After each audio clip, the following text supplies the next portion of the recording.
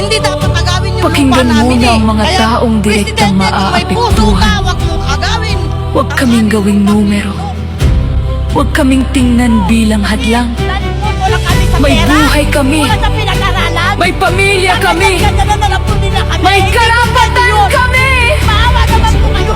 Kabilang ang sityo ito sa 11 lugar na masalugar.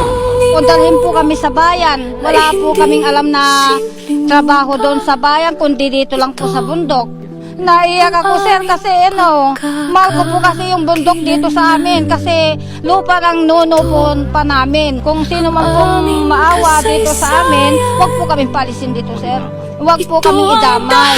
Kahit na po babayaran nila ako, ano po namin ako na pera lang sa amin, ano ng namin. aming mga ninuno at gusto naming maipasa rin sa aming mga anak. Kami ang ETA. Hindi kami hadlang sa Pilipinas. Kami ay bahagi ng Pilipinas. Kaya bago ang proyekto, tao muna. Bago ang kita, karapatan muna. At bago ang pag-unlad, pakinggan muna ang katutubo. Hindi namin hinihingi ang buong mundo.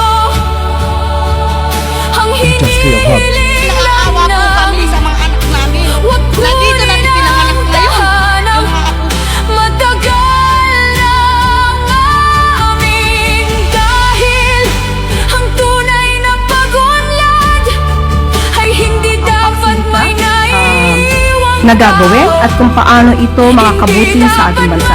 Kasi nawawalang kultura at hindi dapat may kailangang mawalan ng tahanan. Basilica project. Naintindihan naman natin yun, no?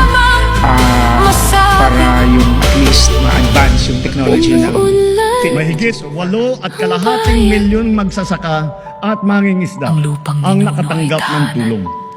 Lalo pa natin paiigtingin ang mga programa ng pamahalaan para Ay mas hindi marami pa basta-basta. ang matutulungan. They hope to pass this Libo-libo land to their iwan. grandchildren, which is now supposedly threatened by the proposed industrial hub.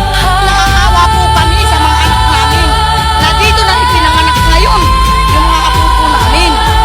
Dito na rin po kayong magtatanda dapat. Hindi dapat agawin yung lupa namin eh. Kaya, Presidente, kung may puso